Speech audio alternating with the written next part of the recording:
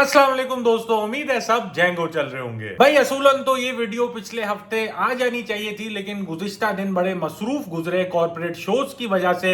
पहले डालडा वालों के लिए शो किया जिसमें पता लगा कि ममता के पीछे इतना लौंडा है, फिर जीरो लाइफस्टाइल वालों के लिए किया और फिर सिंजेंटा वालों के लिए किया। तो अगर आपको भी अपनी कंपनी के लिए करवाना है जरूर राब्ता कीजिए। फिर अली अब्दुल्ला के साथ जो रोल खाए थे वो वीडियो भी फाइनल करके चला दी, और आप में से जितने लोग ने कॉमेंट छोड़े हैं सबका बहुत शुक्रिया, और जिन्होंने अभी तक नहीं देखी फौरन पहुंचे। पिछले हफ्ते भी एक वीडियो डाली थी जो एज रिस्ट्रिक्ट हो गई, तो आप सबसे गुजारिश है कि YouTube में साइन इन करके देख लें। और परसों यानी कि Tuesday night 9 PM Pakistani time पे मैं अपनी स्टैंड अप कॉमेडी की वीडियो फाइनली डालूंगा, तो मुंतजर रहिएगा। तो डिले की वजह से मैंने सोचा अरशद भाई और आजादी को साथ चिपका देते हैं, जो कि एक अच्छा कॉम्बो भी बनता है शलवार कमीज और जॉगर की तरह। लेकिन खैर देर आए दुरुस्त आए, अरशद भाई ने पेरिस ओलंपिक्स में जेवलिन को 92.97 मीटर्स पे के 118 साल ओलंपिक रिकॉर्ड तोड़ा और 32 साल का इंतजार खत्म करके गोल्ड मेडल हासिल किया। और कैसे नहीं करते जब पीछे इतनी दुआएं थी। और ये सब ऑफ कोर्स शहबाज शरीफ साहब का विजन था, और 92 के वर्ल्ड कप और थ्रो को नून लीग ने ट्विटर पे भी तस्लीम किया। जैसे ही मेडल जीतने की खबर आई एक हड़ाउड़ी मच गई, और चैनल्स पे मायनाज ओलंपियंस हुमायूं सईद और महविश हयात पहुंच गए इस कामयाबी पे अपनी कीमती राय देने के लिए। मोहसिन हैदर अब्बास ने भी ख्वाहिश जाहिर की कि वो स्क्रीन पे अरशद नदीम का किरदार अदा करना चाहते हैं। अरे मोहसिन भाई डंडे फेंकने हैं, मारने नहीं। शोएब अख्तर भी लाइव देख रहे थे, जिसपे मौन ने पूछा कि भाई रेडियो पे देख रहे हो क्या।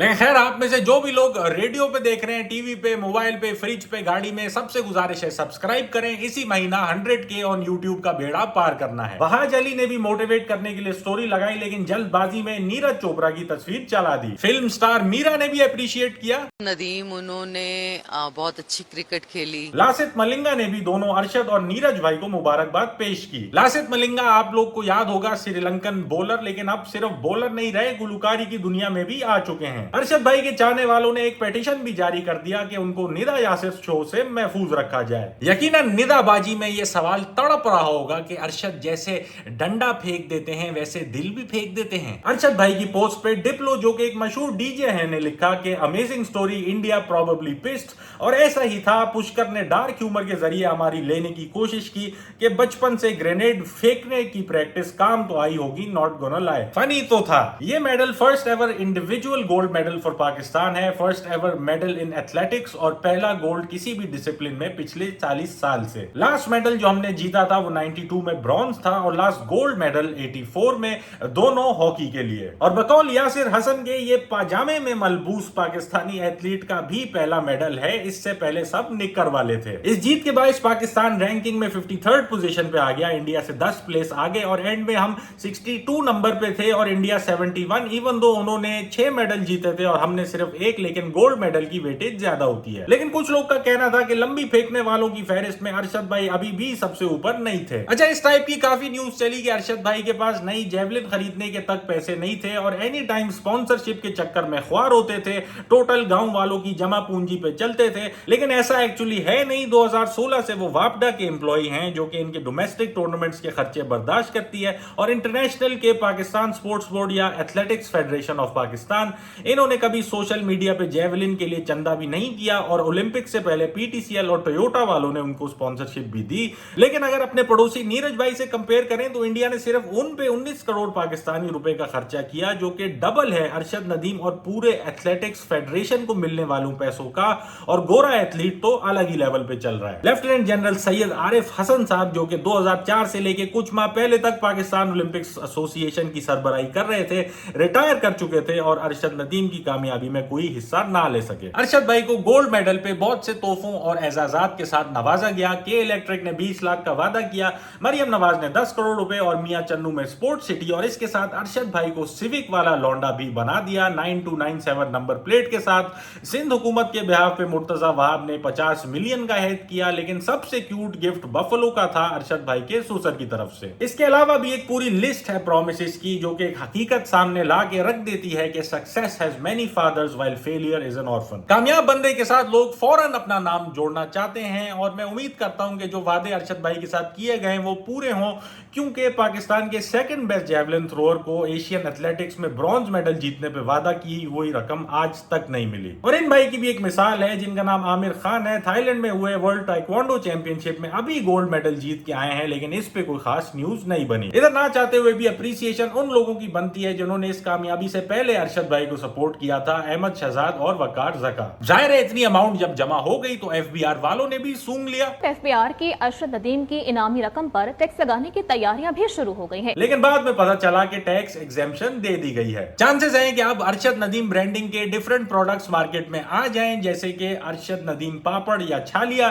कराची में अरशद नदीम मावे का इम्कान है, जिसका यूएसपी ये हो सकता है कि इसकी पिचकारी 92.97 मीटर जाएगी। अरशद भाई की कारकर्दगी का एक और नतीजा ये भी हुआ है कि नौजवान तबका इंस्पायर हुआ है। लड़कों ने अपने तौर पे जेवलिन के सेटअप बना लिए हैं। गली मोहल्लों में विद ऑडियंस जिम्नास्टिक्स के कंपटीशन चालू हो चुके हैं और मोटर स्पोर्ट्स का भी मुस्तकबिल रोशन लग रहा है। लेकिन इस सबको कुछ लोग बहाना भी बना सकते हैं। भाई बोलते हैं फाइनली हमारी शादी की डेट फिक्स हो ही गई। तो लेडीज का रिस्पॉन्स आया जी अल्हम्दुलिल्लाह। और फिर अच्छा आपको पता है मैं ना बचपन में साइकिल बहुत चलाया करती थी। और गरम लड़के इस मौके का फायदा उठाते हुए डीएम्स में पहुंच गए कि भाई अरशद नदीम ने हमें यहाँ फेंका है। अरशद भाई जब पाकिस्तान वापस पहुंचे तो उसामा जफर पूरी उम्मीद में थे कि लाहौरी सोते रहेंगे, मियां चन्नू से ही क्राउड जमा होगा। लेकिन उनका भरपूर इस्तकबाल किया गया, वाटर कैनन सलूट दिया और लाहौर के लोगों ने एयरपोर्ट में हड़ाउड़ी मचा दी। एक चैंपियन की तरह अरशद भाई को रिसीव किया। लेकिन अगर अरशद भाई के अलावा कोई स्टार ऑफ द शो था तो वो इनकी और नीरज भाई की वालदाएं थी। नीरज भाई की अम्मा ने कहा कि भाई हम तो सिल्वर में ही खुश हैं। हाउ वेरी अनलाइक अ देसी पेरेंट। और ये कि जो गोल्ड जीता है वो भी मेरा बेटा ही है। गोल्ड उसका है, वो बीमार है लड़का। एंड अरशद भाई की अम्मा ने भी इसी टाइप की बात की, वो भी मेरा बेटा है। और इनके अब्बा भी अच्छी बात कर गए। चोरी नहीं की, यारी नहीं की, हक ला दी कमा के।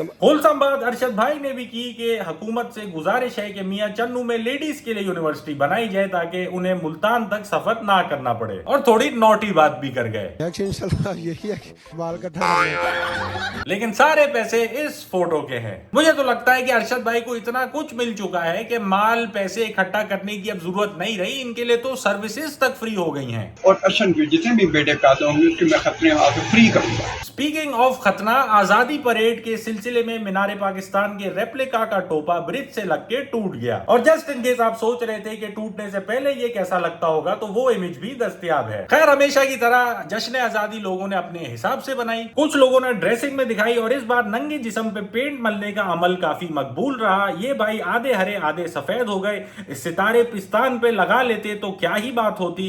इन चचा ने पेट पे झंडा पेंट किया और सीने के जरिए एक मैसेज सब तक पहुंचाया कि जिंदगी जिंदा दिली का नाम है। इन अंकल ने झंडे के ग्रीन और व्हाइट प्रोपोर्शंस को मद्देनजर रखा। जश्न आजादी मुबारक हो। और 804 के साथ अब ये नहीं पता डंडा किधर है। और सियालकोटी बॉयज ने भी इन्हीं की तरह के डिजाइन चॉइस के लिए ऑप्ट किया और आजादी ड्रिप का मुजाहिरा किया। अब इस सब के कंपैरिजन में इन लड़कों की ड्रेसिंग काफी मुनासिब है, लेकिन किसी वजह से इन्हें अंदर कर दिया गया। पूरे कपड़ों में भी दस्तयाब था। ये भाई काम धंधा छोड़ के मिट्टू कलर शलवार कमीज में मलबूस स्टेप्स देने लगे मैचिंग खुस्सों के साथ। ये भाई कंफर्म वैलेंटाइंस डे पे भी दफ्तर में लाल रंग के कपड़े पहन के आ जाते हैं और फिर प्रिटेंड करते हैं कि वो वैलेंटाइंस डे था, मुझे तो नहीं पता। क्रॉस ड्रेसिंग की दुनिया में भी एक केस मौजूद था और इधर मैं यही कहना चाहूंगा यस क्वीन स्ले।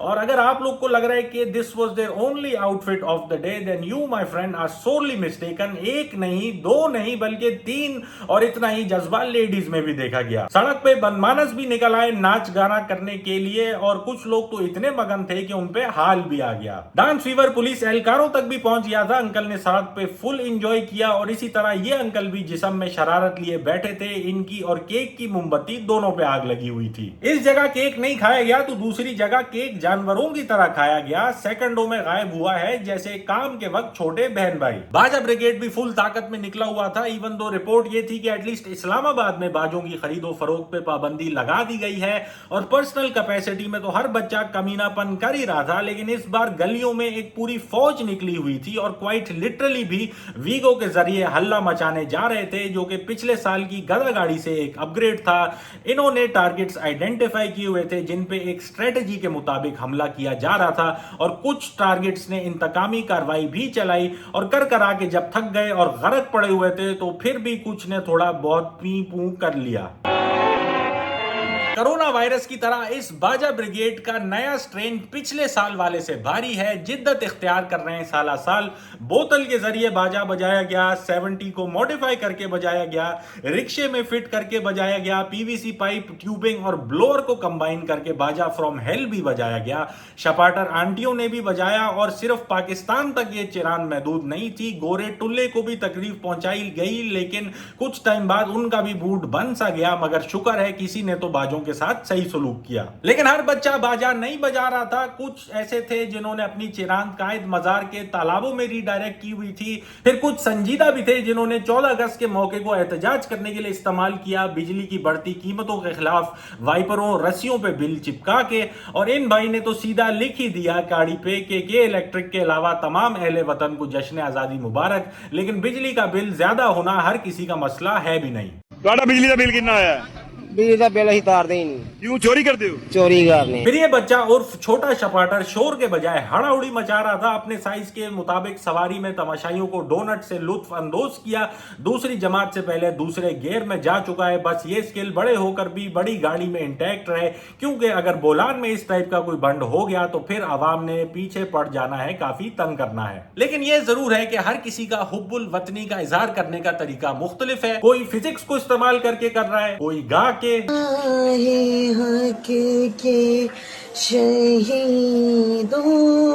किसी ने बर्फ के थ्रू एक्सप्रेस किया, तो कोई अपने हेयर कट के जरिए। कुछ लोग जो करना चाह भी रहे थे मंजिल तक नहीं पहुंच पाए। कुछ तो थोड़े कैरिड अवे ही हो जाते हैं, क्योंकि उनके लिए इस मौके पे तस्वीर बहुत अहमियत रखती हैं। और कुछ ऐसे भी हैं जो कुछ ज्यादा ही कैरिड अवे हो जाते हैं। और इसी तरह आजादी भी हर किसी के लिए डिफरेंट माने रखती है। किसी के लिए ये टुल्लों की गिरफ्त से आजादी है, कुछ लोगों के लिए ये एक दूसरे से आजादी है, जैसे इन मैसेजेस से जाहिर हुआ कि हैप्पी इंडिपेंडेंस डे बेबी, आप आजाद हैं, वी आर डन। और फैजान जश्न आजादी मुबारक, आज से तुम आजाद हो, मुझे कोई और पसंद आ गया है। या फिर लाइफ लाइन से गुफ्तगू के दौरान, जान जी जान की जान, आजादी मुबारक हो, आपको भी आजादी मुबारक, थैंक यू, कहां गायब हो गई, डीपी नजर नहीं आ रही आपकी। अरे इतनी जल्दी तो 1947 में ब्रिटिश बर्रे सगीर से भी नहीं फरार हुए थे। फिर कुछ लोग दूसरों से आजादी का इम्तिहान भी लेते हुए देखे गए। लेकिन कुछ लोग ऐसे भी हैं जो कि शायद अभी तक आजाद नहीं हैं। वो मुझे लगता है कि ये वाली शर्ट ले लेते होंगे कि क्या हम गुलाम हैं। एब्सोल्युटली। और इनके प्लान्स भी कुछ ऐसे ही हैं कि सब मिलके पैसे जमा करते हैं और किसी एक को यूएसए भेज देते हैं, वो बाकी 5 का खर्चा उठा लेगा। अमूमन ऐसी वीडियो को अच्छे मैसेज से एंड करने की कोशिश होती है, लेकिन बॉस क्या ही बोले, हमारा मुल्क दिन ब दिन काफी खस्ता कंडीशन में आता जा रहा है। संभालने वालों को फिक्र नहीं है, वो अपनी मस्ती में है और आवाम भी जवाब दे चुकी है। इंशाअल्लाह सारे रोड पे होंगे। क्या करेंगे रोड पे आके? ये या अल्लाह।